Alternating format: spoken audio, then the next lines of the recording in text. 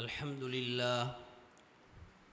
لله نحمده ونستعينه ونستغفره ونؤمن به ونتوكل عليه ونعوذ بالله من شرور أنفسنا ومن سيئات أعمالنا من يهده الله فلا مضل له ومن يضلله فلا هادي له ونشهد أن لا إله إلا الله وحده لا شريك له ونشهد أن محمدًا عبده ورسوله أما بعد فأعوذ بالله من الشيطان الرجيم بسم الله الرحمن الرحيم إن عدة الشهور عند الله 12 شهرا في كتاب الله يوم خلق السماوات والأرض منها 4 حرم وقال النبي الصادق المصدوق صلى الله عليه وسلم الإسلام يعلو ولا يعلى أو كما قال عليه الصلاة والسلام درود شريف পড়েন اللهم صل على محمد وعلى آل محمد كما صليت على إبراهيم وعلى آل إبراهيم إنك حميد مجيد اللهم بارك على محمد وعلى آل محمد كما باركت على إبراهيم وعلى آل إبراهيم إنك حميد مجيد रह गया रुस्मे अज़ार रूहे बेलाली न रही रह गया रुस्मे अज़ार रूहे बेलाली न रही फलसफा रह गया है मगर तलकीन गज़ाली न रही ला इलाहा इल्लल्लाह मौलाना পূরণ করে বসেন খালি রাখছেন কেন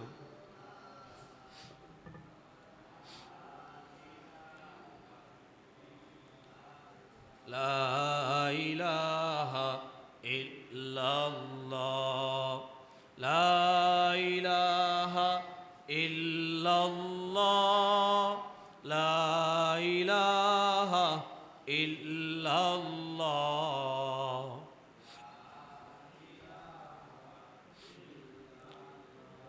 इक़ीदानम दरी आलम के ला माबूद इल्लल्लाह इक़ीदानम दरी आलम के ला माबूद इल्लल्लाह वला मक़सूद फिल कौनैन वला मौजूद इल्लल्लाह ला इलाहा इल्लल्लाह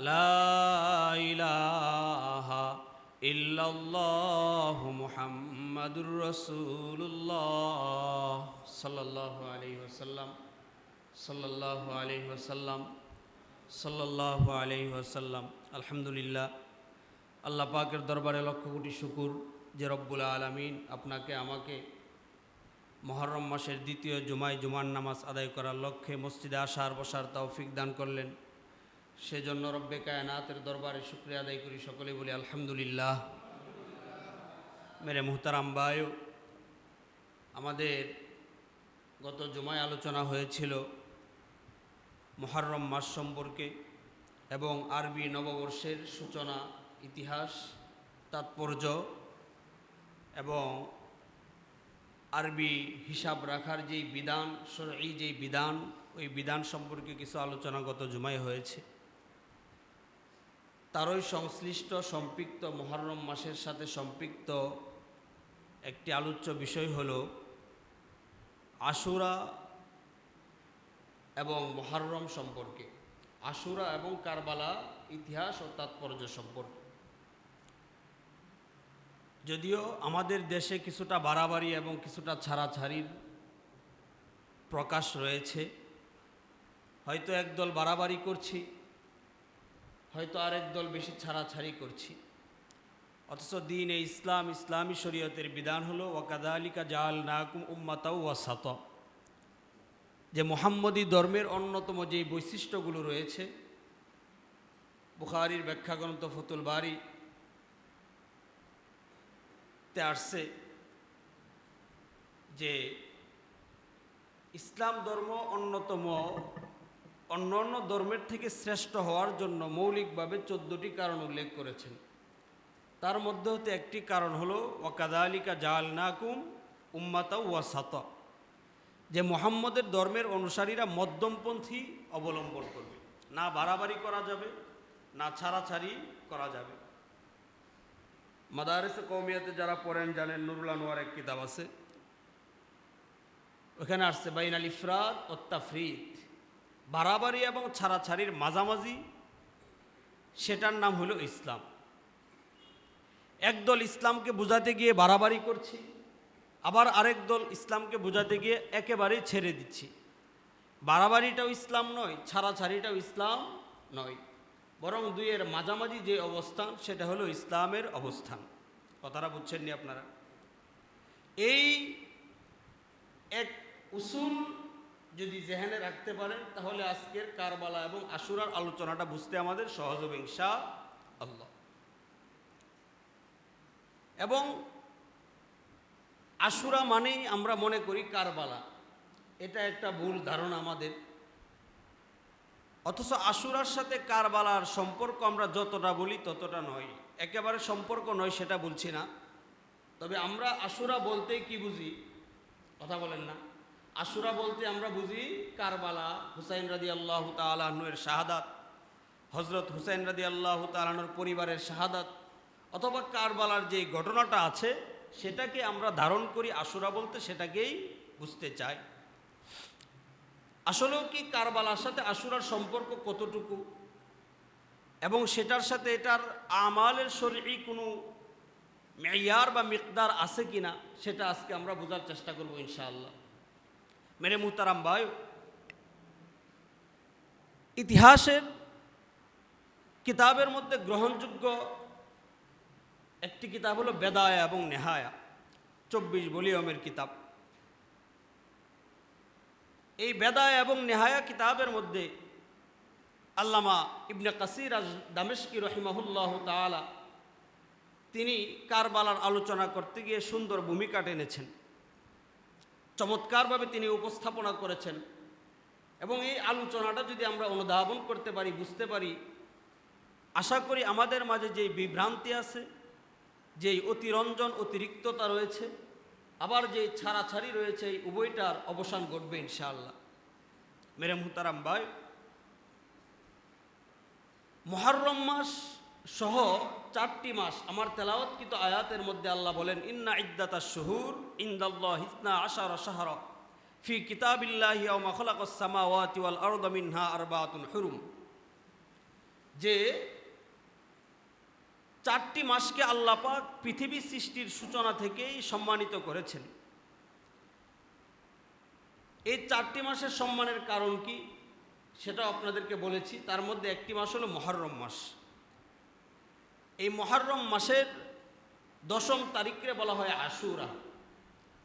আশারুন মানে আরবিতে 10, 10ম দিবস মানে আশুরা। তাহলে মুহররমের 10 তারিখে আরবিতে কি বলা হয়? আশুরা। মুহররমের 10 তারিখে আরবিতে কি বলা হয়? কথা বলেন, আশুরা বলা হয়। আর এই আশুরার ফজিলত, গুরুত্বপূর্ণ ভূমিকা রাসূল করিম সাল্লাল্লাহু তাআলা আলাইহি সাল্লাম থেকে প্রমাণিত আছে, সাহাবীদের থেকে প্রমাণিত আছে, এবং আসলাফ মুস্তাহিদিন মুফাসসিরিনে কেরাম থেকে এটা প্রমাণিত। আর কারবালার যে ঘটনা সেটা ঘটেছে আপনার 61 হিজরিতে। নবীজি নবুয়াত পেয়েছেন 40 বছর বয়সে, নবুয়াতের কাজ আঞ্জাম দিয়েছেন 23 বছর, 40 আর 23 কত? 63 বছর। এই ছিল নবীজির হায়াতের জিন্দিগির 63 বছর। এরপরে 11তম হিজরিতে নবীজির হিজরতের 11তম বছর নবীজি দুনিয়া থেকে রফিকে আলার ডাকে সাড়া দিয়ে চলে যান। অর্থাৎ যেই বছর হিজরত করেছেন সেখান থেকে হিজরি নববর্ষের সূচনা। হিজরত করে মদিনায় 10 বছর ইসলাম প্রচার করেছেন, মক্কায় 13 বছর। এই 10 বছরের পরে 11তম বছরে মদিনায় রসুল রফিকে আলার ডাকে সাড়া দিয়ে চলে যান। এবং আশুরার দিনের যেই ফজিলত সেটা নবীজি থেকে প্রমাণিত আছে 2টা হাদিস। একটা হাদিস মুসনাদে আহমদে আসছে, আরেকটি হাদিস ইবনে মাজা আসছে, যদিও তার ব্যাপারে তার রেওয়ায়াতকারীদের ব্যাপারে কালাম আছে এবং তার হাদিসের ব্যাপারে মাওজুআতের ব্যাপারে অনেক বর্ণনা রয়েছে। যে আশুরার দিন এই ঘটেছে সেই ঘটেছে এমন অনেক ঘটনা আমরা কি করি, সমাজে প্রচলিত শুনি, বয়ানের মাধ্যমে হোক অথবা কোনো পুস্তিকার মাধ্যমে অথবা অন্য কোনো মাধ্যমে। এটাও বাড়াবাড়ির পর্যায়ে পড়ে গিয়েছে। আশুরার দিন যেটা সহি হাদিস দ্বারা প্রমাণিত, সহি বুখারীতেও আসছে, একটা কাজ প্রমাণিত, সেটা হলো নবী মুসা আলাইহিস সালাতু ওয়াস সালাম বনি ইসরাইলদেরকে নিয়ে, তার অনুসারীদেরকে নিয়ে যখন নদী পার হলেন সেই মিশরে, এই নদী পার হওয়ার সময় যে আল্লাহ পাক 12টি রাস্তা করে দিলেন এবং যেই বরকতময় দিনে পার হয়েছিলেন সেই দিনটা ছিল মুহররমের 10 তারিখ। রাসূলুল্লাহ মদিনায় গেলেন, যাওয়ার পরে দেখেন ইহুদিরা রোজা রাখে মুহররমের 10 তারিখ। নবীজি জিজ্ঞাসা করলেন, ব্যাপার কি? আইয়ু সাওমিন, এটা কিসের রোজা? ইহুদিরা বললেন যে আমাদের এই দিনে আল্লাহ পাক রব্বুল আলামিন আমাদের নবী মুসা আলাইহিস সালাতু ওয়াস সালামকে সমুদ্র দিয়ে পার করেছেন এবং বনি ইসরাইলদের জুলুম নির্যাতন থেকে আল্লাহ পাক কি করেছেন, আমাদেরকে রক্ষা করেছেন। এটার শুকরিয়া স্বরূপ আমরা রোজা রাখি মুহররমের 10 তারিখ। এই হাদিসটা সহিহ বুখারীতে প্রমাণিত আছে। তাহলে আমরা কি পাইলাম? মুহররমের ফজিলত সম্পর্কে, মুহররমের দিন আশুরা দিন সম্পর্কে যেটা পাইলাম সেটা হলো মুসা নবীকে আল্লাহ পাক ফেরাউনের কবল থেকে মুক্তি দিয়েছেন মুহররমের কত তারিখ? 10 তারিখ। এটা সহিহ হাদিস দ্বারা প্রমাণিত। আরেকটা ইবনে মাজার রেওয়ায়াত আসছে, সেটার ব্যাপারে কালামের মধ্যে, ওনার রেওয়ায়াতের মধ্যে কালাম আছে, মুহাদ্দিসিনে কেরাম কালাম করেছেন, মন্তব্য করেছেন। তারপরেও সেটা বলা যায়, সেটা হলো হযরতে নূহ নবী আলাইহিস সালাতু ওয়াস সালামের যে বন্যা ক্ষতিগ্রস্ত হওয়ার পরে বা বন্যা প্রবলিত হওয়ার পরে নূহ নবীর নৌকা চলতেছিলেন পৃথিবীর এক প্রান্ত থেকে অপর প্রান্তে। যেই দিন নৌকা কর্নারে ভিড়েছিলেন সেই দিনটা ছিল জুদি পর্বতের নিকট, যেই দিন নৌকা ভিড়েছিল সেই দিনটা ছিল মুহররমের কত তারিখ? 10 তারিখ বা আশুরার দিন। তাহলে আমরা আশুরার দিনের ফজিলত কয়টা পাইলাম? কথাগুলো ভালোভাবে বোঝার চেষ্টা করেন, না হলে বুঝবেন না কিছু। শুধু এলোমেলো কিছু শুনলেন, আওয়াজ শুনলেন, এই আওয়াজের কোনো দাম নাই। কথা কিছু বুঝেন, কিছু নোট করেন, জেহেনের ভিতর কিছু রাখেন। যেদিক ডাক দিল ওদিকে দৌড় মারলেন, মিছিলে গেলেন, তাজিয়া করলেন, নিজের ইমান আমলের কি অবস্থা, ইমান করতেছেন না শিরিকের কাজ করতেছেন, এটা বুঝতে হবে না? আজকে গিয়ে তাজিয়া মিছিল করলে কি শিরিক করলেন না ইমান নিয়ে আসলেন, এটা পার্থক্য বোঝার দরকার আছে না? এই পার্থক্য না বুঝলে তো আপনি তাজিয়া বাস দেখছেন, হুজুররা মিছিল করেছে, আপনি সেখানে গিয়ে শরীক হয়ে গেলেন তাজিয়া। আসলে এটা ইসলামের কোনো সম্পর্ক আছে কিনা, নাকি আপনি শিরিকের সাথে সম্পৃক্ত হয়ে গেছেন, এটা তো না বুঝলে আপনি বুঝবেন না মেরে মুহতারাম ভাই। তাহলে আশুরার দিনের ফজিলত হাদিস কয়টা পেলাম আমরা? সহিহ বুখারীর এক বর্ণনা, ইবনে মাজার আরেক বর্ণনা। এই 2টা ফজিলত রাসূলুল্লাহ থেকে প্রমাণিত, একটার ব্যাপারে কোনো কালাম নাই, সিহাত সহিহ মুত্তাফাকুন আলাইহি রিওয়ায়াত, মুসলিমেও আসছে, বুখারীতেও আসছে। আরেকটা ইবনে মাজার রিওয়ায়াত, সেটার ব্যাপারে কালাম আছে। এরপরে আরো কিছু বর্ণনা শুনি, সেই বর্ণনাগুলো মওজুআত, জাল বর্ণনা।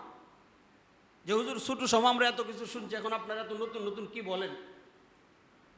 বিষয়টা এমন না, অনেক কিছুই শুনছেন, অনেক কিছুই করছেন, শোনাশুনির উপর অনেক বর্ণনা আমাদের পর্যন্ত চলে আসতেছে। এটা বর্তমানে সমাজের একজন একটা কথা বলছে, না শুনে আরেকজন আরেকটা বলে দিচ্ছে, এই বলতে বলতে 5 পুরুষ 6 পুরুষ 7 পুরুষ চলে যাচ্ছে। আসলে এটা প্রথমে যিনি কোথায় থেকে বলছে, তো আমার মনে আসছে তাই বলছি। তাহলে মন গড়া কোনো জিনিস হাদিস হতে পারে? সহিহ মুসলিমের প্রথম হাদিস আপনারা জানেন, লাম ইয়াতাবাওয়া মাকআদাহু মিনান নার।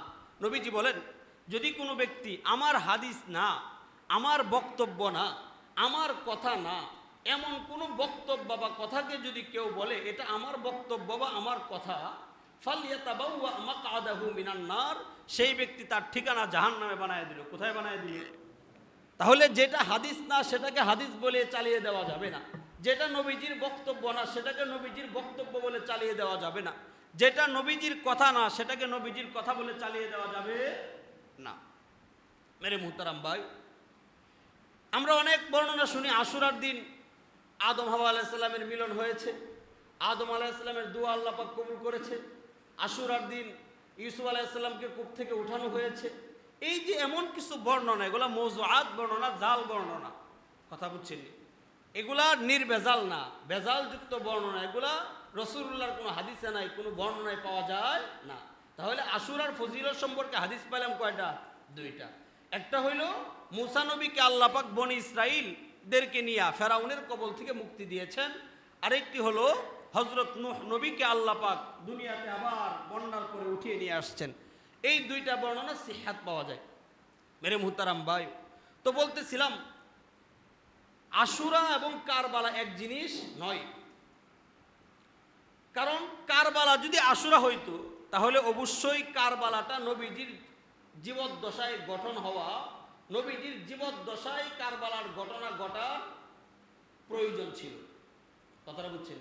কারণ নবীজি থেকে কোনো জিনিসের ফাওয়ায়েদ, কোনো জিনিসের ফজিলত বর্ণনা করার জন্য প্রয়োজন হইল নবীজির জীবদ্দশায় কাজটা সংঘটিত হওয়া।